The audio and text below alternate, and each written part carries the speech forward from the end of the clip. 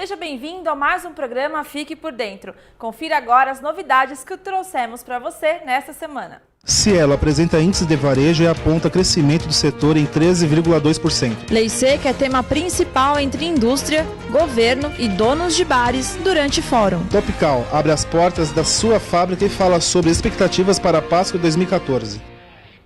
A Cielo acaba de lançar um índice e você vai saber agora quais são os setores do varejo que mais cresceram no último ano. Especialista em soluções de pagamentos eletrônicos na América Latina, a Cielo apresenta o Índice Cielo do Varejo Ampliado. Com base nos 12 meses de 2013, o índice apontou o crescimento de 13,2% no faturamento nominal do setor em comparação com o ano anterior.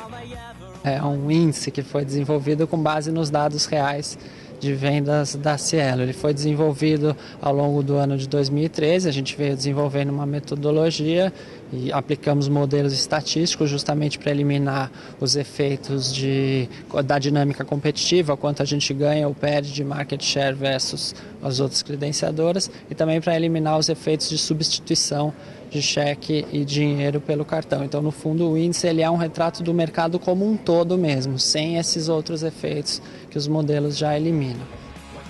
O material mede o desempenho do varejo, dividido em 24 setores, como drogarias, supermercados e hipermercados. Não, são os setores que os setores que a nossa base comporta. Estão ali agrupados em 24 setores e que nós conseguimos dar o índice individualmente para cada setor. Foi essa a divisão que foi feita. Apresentado esse índice hoje, qual vai ser o próximo passo? Isso vai ser apresentado para clientes da Cielo? Como isso vai ser divulgado? Olha, ele vai ser divulgado todo mês, até por volta do dia 14, o índice referente ao mês imediatamente anterior. Então agora em fevereiro, nós vamos, até o dia 14 de fevereiro, vamos divulgar o índice referente a janeiro de 2014, tá? É assim que essa vai ser a dinâmica de divulgação.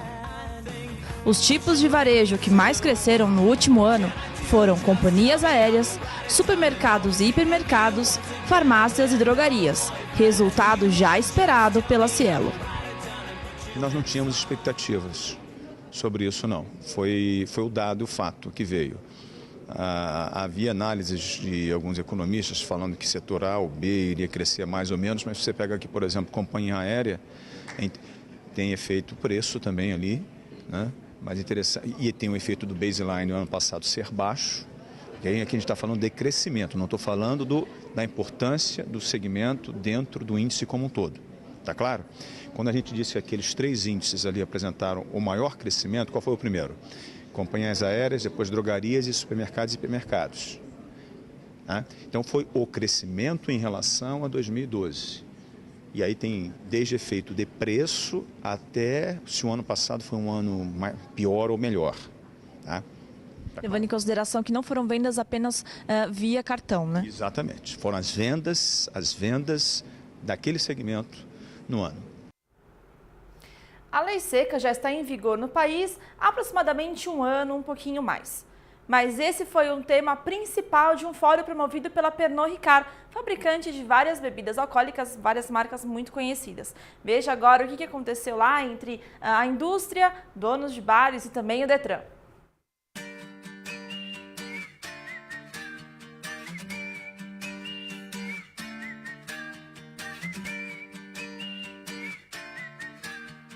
A Pernod Ricard Brasil, fabricante das marcas Chiva e Absolut, promoveu um importante debate sobre as tendências da lei seca e a venda do álcool no país. O governo não consegue conversar com o consumidor, né? A indústria não consegue conversar diretamente com o consumidor. Então, qual é a alternativa da gente conversar com o consumidor sobre o consumo responsável? É através do canal de vendas, do bar, do restaurante, de todos os estabelecimentos, supermercados, etc. A gente falou o seguinte, muito bem, a gente vai bater na porta do estabelecimento e vai dizer, posso treinar o seu garçom? E o dono do estabelecimento vai dizer, para quê? Por que eu vou fazer isso? Então, o que foi que a gente pensou? Vamos chamar os donos dos estabelecimentos, primeiro, para eles entenderem qual é o problema, para eles se sensibilizarem qual é o problema. Então, eles acreditarem no que a gente acredita e, então, permitir que a gente entre nas casas e passemos a mensagem que a gente quer passar. Então, essa foi a ideia que estava por trás desse evento hoje. Então, a gente imaginou que, trazendo um pedaço do governo, que está muito associado à questão de álcool, que é o Departamento de Trânsito, e de alguma forma chamar a atenção dessas pessoas, que são os donos dos estabelecimentos, para que eles olhem e digam assim, ok, entendi a mensagem. Então, a ideia é a gente encerrar esse evento de hoje dizendo isso, que a gente vai disponibilizar a nossa força de vendas para que eles façam os treinamentos nas brigadas e que no final do dia eles consigam educar o consumidor para que o consumidor faça boas escolhas. Durante o encontro, foi debatido entre o Detran e donos de bares e casas noturnas sobre o abuso de álcool, a questão do transporte público e também as soluções viáveis para educar o consumidor. Tem coisas assim que para mim não entram na minha cabeça, assim, eu falo assim, quando eu falo para mim, no sentido dos donos de casas noturnas e bares.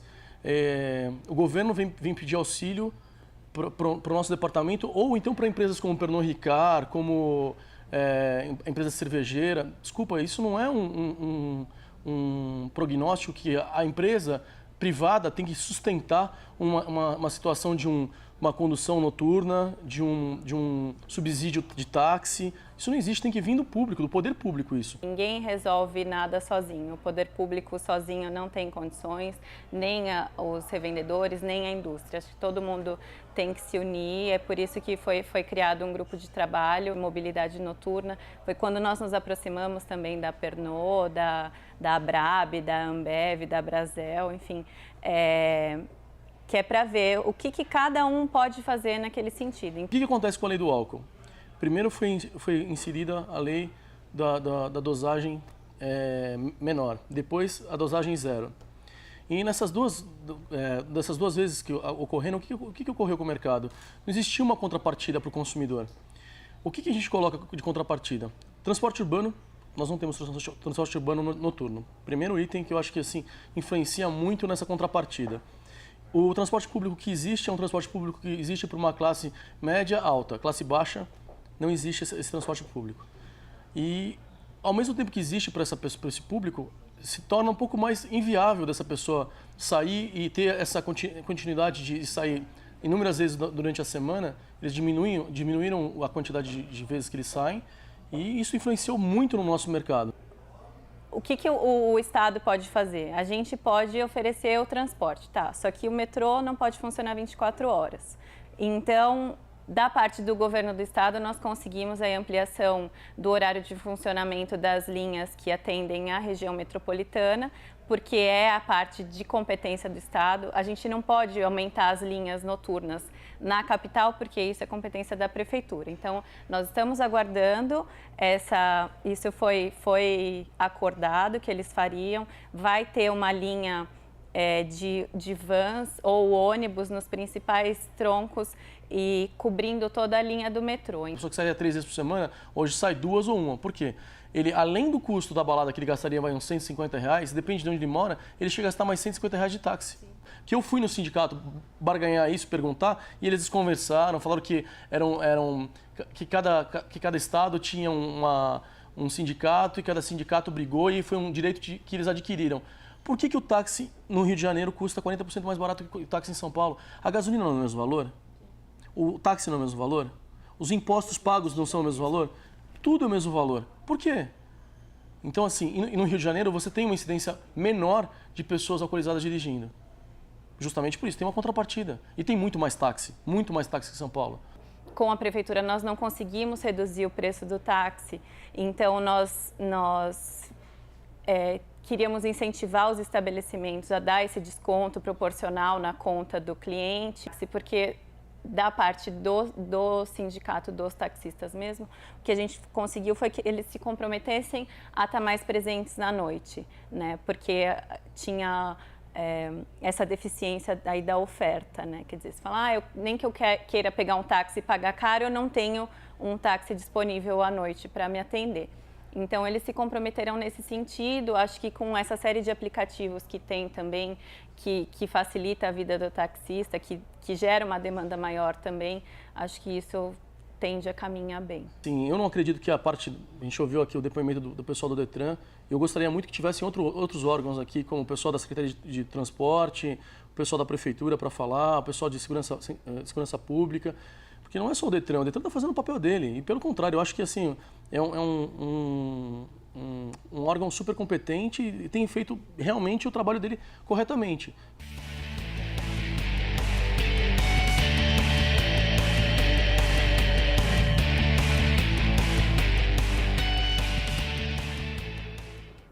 É realmente um assunto que ainda vai ser muito discutido. Mas vamos falar de coisa boa agora, vamos falar de chocolate, ovos de Páscoa. Você vai ver agora uma matéria que produzimos na fábrica da Topcal. Confira.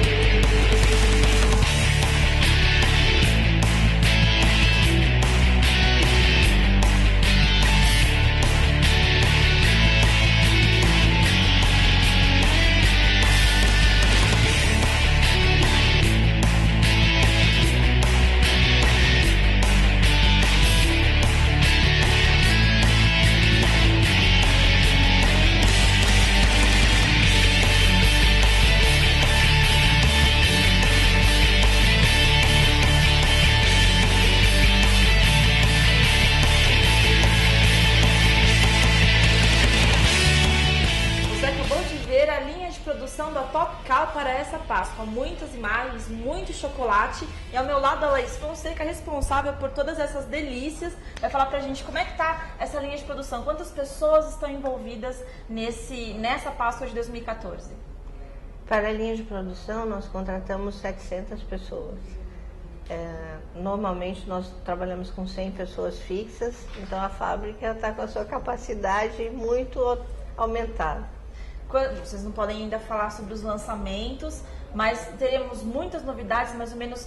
Qual vai ser o tamanho dessa linha que as pessoas, os consumidores vão poder conferir nas lojas do varejo de todo o Brasil? Ela vai ser 15% a mais do que o ano passado. Nós vamos produzir 9.200.000 ovos, que é muito produto, muitas gostosuras, e serão 7 lançamentos. E eles já estão, a maioria dos ovos já estão prontos, né? Todas os de personagens.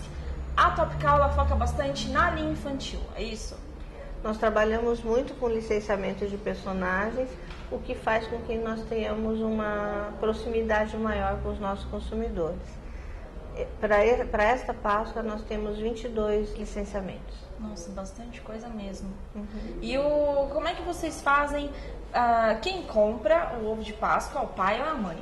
Mas o público mesmo de vocês é infantil. Como é que vocês fazem para chamar a atenção dos pais, já que já chama a atenção dos filhos? Trabalhando muito bem o aspecto de qualidade, a apresentação das embalagens, a escolha dos brindes que vão nos ovos de Páscoa. Elas têm que ser impactantes e ao mesmo tempo próximas das crianças. Sim. E também tem a questão da exposição no ponto de venda, que é muito importante, né? É muito importante, e você vê que as lojas se transformam na época da Páscoa. Elas têm uma apresentação totalmente diferente. Claro que isso aumenta muito o fluxo de pessoas nas lojas, mas as redes que privilegiam as exposições são as que têm maior destaque. Bom, nós estamos na primeira semana de fevereiro, a produção está a todo vapor. E vai até quando? E quando começa a distribuição dos ovos de Páscoa? A produção irá até o dia 28 de fevereiro e a distribuição começa na quarta-feira de cinzas. Bom, e como é que fica o pequeno varejo nisso? Grandes redes sabem como colocar, né, deixar, como fazer a disposição, as ilhas. Vocês têm uma boa comunicação com o pequeno varejo? Nós temos com o médio e pequeno, às vezes através dos distribuidores ou dos atacados, mas sempre ensinando-os como melhor aproveitar o espaço que eles têm na loja. Sempre lembrando que os ovos de Páscoa têm que ficar bem na entrada do ponto de venda para chamar mesmo a atenção do consumidor, as embalagens mais coloridas também, na frente das outras. E a decoração da loja também é importante. Quando você tem aqueles topos de parreiras que chamam as exposições, que as pessoas já sabem a localização dos ovos de Páscoa. Tem já uma estimativa de faturamento para esse ano? Ainda não, porque nós estamos definindo os preços dos produtos ainda. E bom, comparado a 2013, a expectativa é muito positiva. Isso é muito positivo. Tanto que nós estamos crescendo 15%. 15%. Bom, estamos em ano de Copa. Teremos novidades também relacionadas a isso? Não, nós preferimos trabalhar, como nós trabalhamos com os personagens, nós preferimos aproveitar todo o visual e toda a atratividade deles. Bom, você vai conferir a cobertura completa da New Trade TV no Salão de Páscoas da Bicab, que vai acontecer no dia 18 de fevereiro. Aí a gente vai mostrar todas as novidades em primeira mão, da Topcal e das outras fabricantes também. Laís, muito obrigada por abrir as portas da sua fábrica para nós. Muito obrigada, foi um prazer. É isso aí. Então, não deixe de conferir no portal New Trade, newtrade.com.br. A partir da próxima semana já vai ter um especial de Páscoa com muitas notícias e muitos vídeos. Até lá. Bom, o programa de hoje termina agora. A gente se vê na próxima semana. Espero que você tenha gostado dos temas abordados nesta edição. Até lá.